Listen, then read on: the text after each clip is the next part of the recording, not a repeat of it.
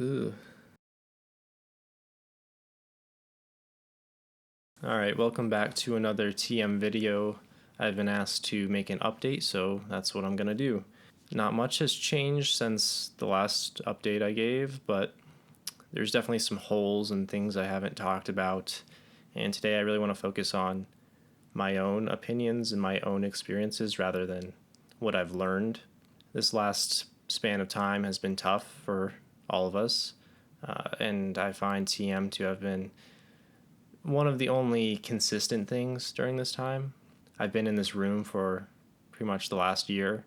Probably 95% of that time, maybe more, has been spent in this tiny place. It's tiny.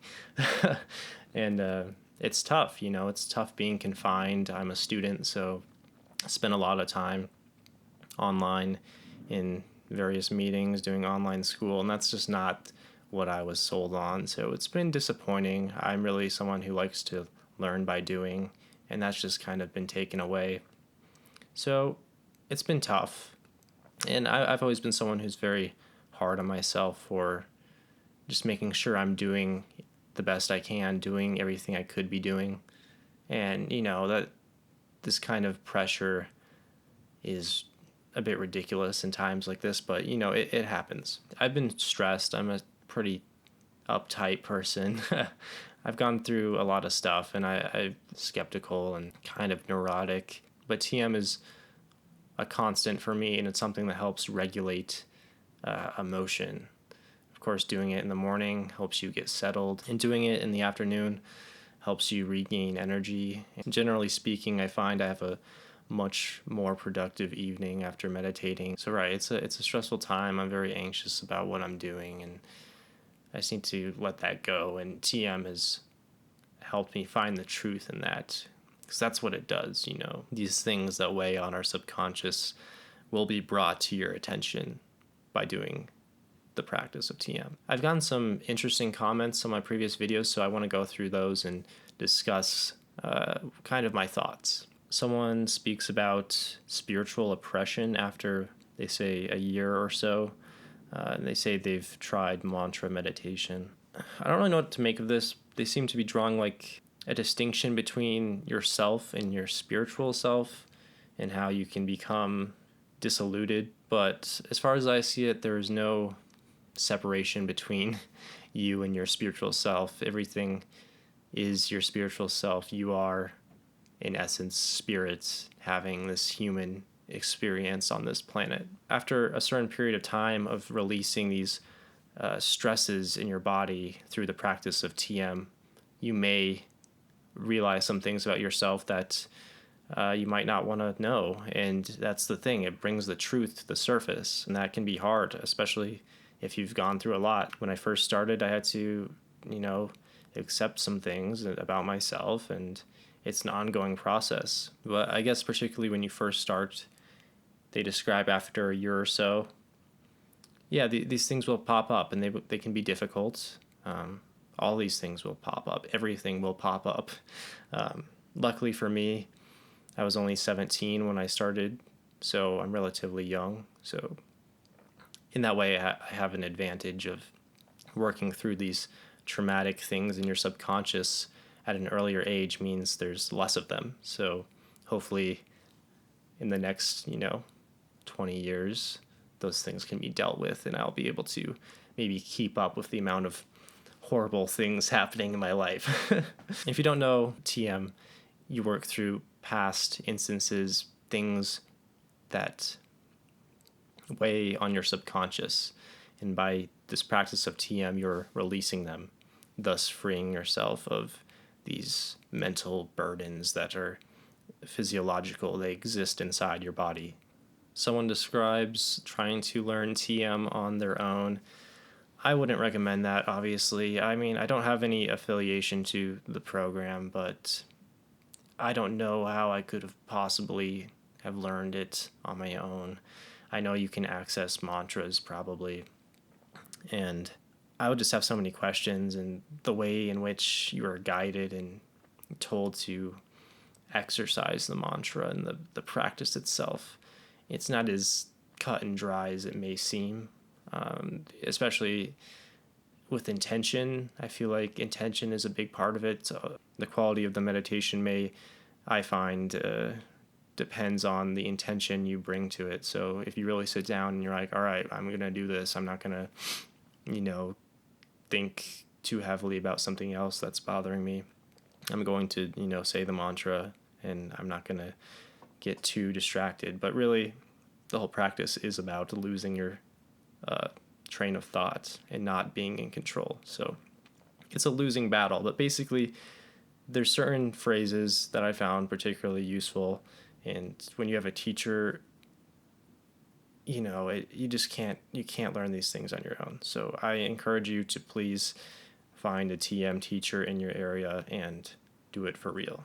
Some of you have expressed that you're very critical about the way you do something, the way you're meditating. And I guess like this comment in particular, it's not about really doing TM, but we all have separate spiritual journeys, and there's not really one way. There's no one path. Everyone has their own journey, and just don't be so hard on yourself. I feel very lucky that I learned TM and I didn't really mess around and try other things on my own, because I feel like that would have gone poorly. And the way these people are struggling, it makes me kind of sad, because I've never really sat and thought like, oh, I'm not doing it right.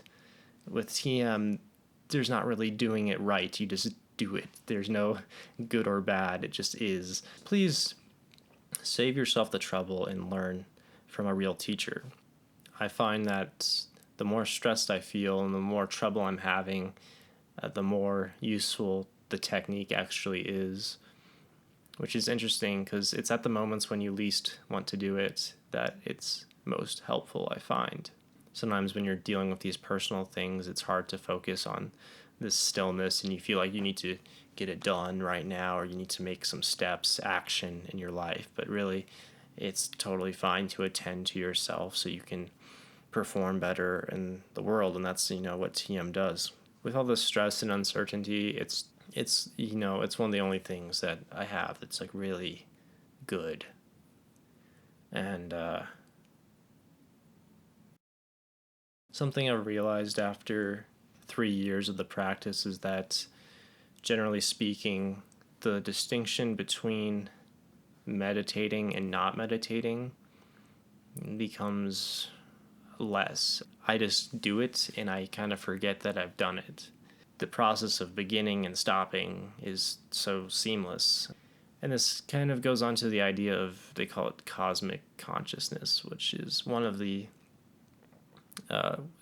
stages of consciousness, pretty much the last stage, where you would achieve the effects of the mantra even in your subconscious. Basically, you would experience the effects of the mantra even though you're not actively thinking the mantra, meaning that you've pushed the sound, vibration, thought into your subconscious, and it's there permanently, constantly releasing stress from your body. I definitely haven't achieved cosmic consciousness, but it's something that I feel is just ever so slightly closer. I know they say these things take decades and decades, and that makes sense, but generally speaking, the distinction between the two, meditating, not meditating, has been reduced. And generally speaking, I just feel more self-aware and more intuitive. All these things, they continue to grow, and that's what's interesting about it, is that it's changing. The practice changes, the effects change, and generally speaking, it's better and better, which is like, I don't really know what things are going to be like in another 2 years, so it's going to be interesting to find out.